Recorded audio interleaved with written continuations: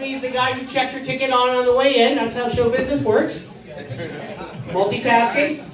Your headline performers are going to be out a little bit later on, but first we have a couple local acts that have been touring all across Ontario. I've known for multiple years. I know you're going to love them. Let's give your host a warm welcome right off the top. It's not easy. For Leslie Lynn. Give it up for Leslie. Come on. Come on. Thank you, Darren. Oh my God, I walked in front of that speaker. Deaf now. Good evening, Coniston. Oh man, so happy to be here. What a great room. So, Habs fans, I guess? Get them on your side, don't care Leslie. about hockey, right? Good. I don't care about hockey either. Fuck them. No, I don't watch gay porn, but I would click on that.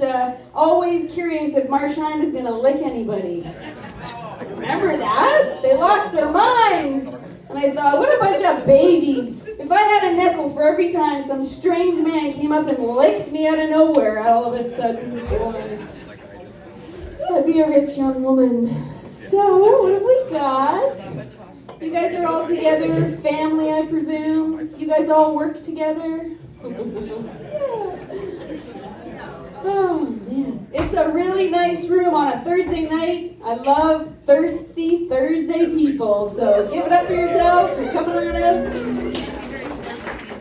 You got some heavy hitters in the room tonight. We're just a couple of Sudbury comedians, but these headliners tonight, wow. You're going to be telling your friends tomorrow, and they're going to be so upset that they weren't here, but yeah, that's true. Any folks from Marks Day Warren? No, right up front. Yay. Okay, we'll talk later. Who drove the furthest? It's like a wedding. Sudbury people or? Lively. Lively! Yay! Yay, you. Don't bring attention. Took the whole podcast. Very happy to hear that. Well, I came all the way from Sault Ste. Marie. Boy, is my ass tired. No, but I've been doing stand-up comedy in Sudbury for going on 10 years now. It's always just me and about a dozen young 20-year-old guys in a basement. Okay, that sounded a little dirty, but no, just always trying to do stand-up comedy with the boys. I tag along. They wonder why I'm even there. Rumors going around. They think I'm a bit of a cougar. Yeah, right. I told them I don't identify as a cougar. I think of myself more as a Siberian tiger, boys. Yeah. You boys up front, young, cute. You want to try stand-up comedy in the basement sometime? My butt would be sore. Yeah, that's why your butt's sore. Oh God, that's why my butt is sore. Well, I'm growing a thicker skin through hanging around with these guys. They always want to do weird things like roast battle. You ever heard of this, where you just trade insults back and forth all night? Eesh. No, thank you. I suggested instead we try a compliments battle, where we just trade compliments back and forth all night. Or as I would also call it, foreplay. No takers from these punks. They go up on stage and complain about how hard life is for them. I go on up after them and talk about how soft they are. Yeah, but I shouldn't be so mean to my friends. They like having me around. I'm usually the only chick on the lineup when I'm hanging around with the boys, so I always just call myself the eye candy for the evening, folks. Yeah, there it is. A bit like that Halloween candy you find around Easter time, though, a little bit dry and crusty, kind of old, back of the closet. I had a fella up front one time say, gee, how old is this Halloween candy, Leslie? And I said, well, sir, I turned 35 on my last birthday, the day I was diagnosed with dyslexia, so you figure it out.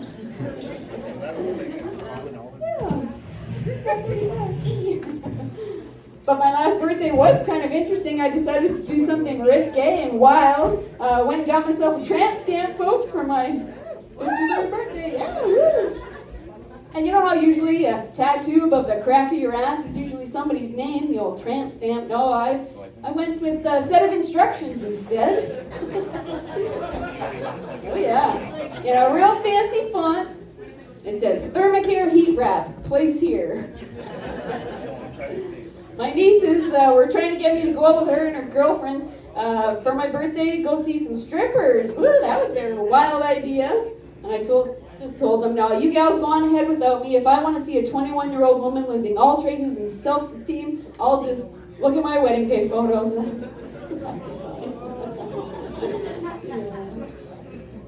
Got some married people in the crowd, I'm sure. Got a couple date nights happening as well, right? Anybody out on a date? Yeah, that's a lot happening.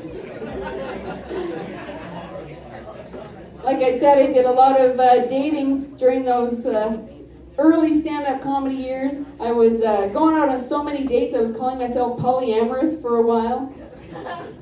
I thought it sounded a little more fancy than just plain old slutty. I was trying to help out my sisters. They've got young children, and this one nephew, in particular, he always says out loud what he's thinking. And that one time he said to me, "Gee, Auntie Leslie, are you a bit of a floozy like Daddy said?" Like, no, kid, polyamorous. Get it in your vocabulary. Oh, man. We always got into it, me and this little guy. He's older now, but back during COVID, he was always going around how much he loved his mask. Oh, my God, I love my mask. I'm a ninja. Woo!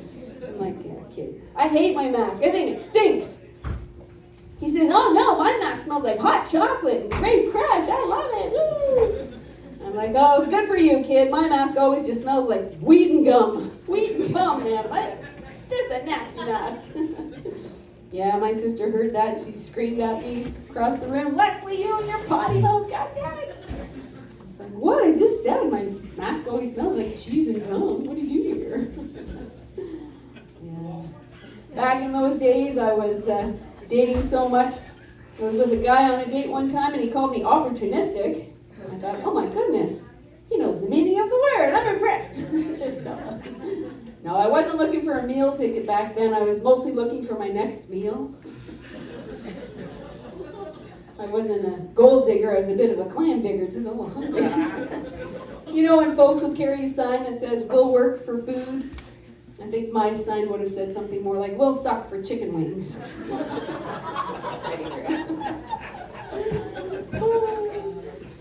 But I got a sweet boyfriend now. We actually dated in high school, reunited through Facebook, you know. Facebook was handy for finding him again. I never did have a dating profile, like Tinder, any of that. I figured if I ever was going to, though, I had a whole plan. I was going to get an online dating profile and pretend I was into rough sex. Yeah, just so I could try and date a cop. So I had this whole plan, pretend I'm into rough sex, date a cop so I can handcuff him to his own headboard and beat the shit out of him. You know why. But this new fella that I'm dating, he's real sweet, you know. He's that kind of guy that if you're out at breakfast, the table's wobbly, he'll just hold it down the whole time. Doesn't even complain. I guess what I'm saying is my boyfriend's dead weight. Wasn't sure what to call him, you know, a boyfriend, maybe a partner, soulmate, that kind of thing. My girlfriend calls her fella her significant other.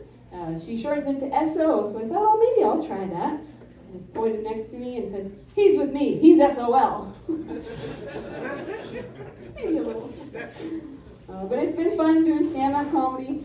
I got to do stand-up comedy at a bachelor party recently, so that was a bit like a roast. Told some jokes about the groom. They had me jump out of a cake. Of course. I refused to jerk off the wedding party, though. I drew the line. I mean, there were 12 of them. I don't want to risk carpal tunnel. I did stand-up comedy in Sault Ste. Marie at Poutine Fest. That was weird. Fun, though. It's their second annual Poutine Fest, and I told my dad, they're having a Poutine Fest in Sault Ste. Marie. You should come on down. He says, "A Putin Fest? What the hell kind of communists you got up there in the Sioux?" I'm like, "Oh, Dad, you know, like all you can eat poutine?" He says, "All you can eat poutine? Well, why didn't you say so? I'd go to that." And I got to perform for the troops in Sault Ste. Marie, so that was really, really something else. I mean, it was just a bunch of Girl Guide troops, so it's not that impressive. Yeah. Those preteen gals, though, they like a dick joke just as much as the next girl. So. The main thing that got me out of the dating scene, though, I became a grandmother in 2020, so that's pretty sweet. Family's grown. So it's official, folks, now. I am officially a GILF. Yeah. Stands for Grandma I'd like to fondle, though. Apparently, if I'm being a proper nana, I shouldn't have time for fucking anymore, so. Yeah, some folks don't believe I'm already a grandmother. They say things like, gee, you look so young. Did you have your kids when you were 12? And I tell them, no, when I was a sexually active 12-year-old, I was smart enough to use birth control. And even a preteen can take it up the butt once in a while, Coniston. I mean, that's what the Girl Guides told me, I swear to God. Okay, before this gets too wild and crazy, we'll get our other Sudbury comedian for you. You ready for another comedian on our lineup, ladies and gentlemen? Let me hear you. This is a warm up the crowd, so I did my job right. This fella pretty much kept the Sudbury comedy scene alive single-handedly for at least 12 years. He's the reason I got into it.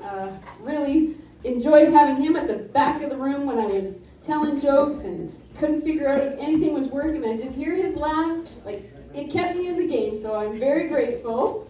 And yeah, you guys are gonna love him. So let's welcome my friend and yours, Michael Hamilton, ladies and gentlemen. Thank you, Leslie. Let me just move this up. Thank you. That's great. That's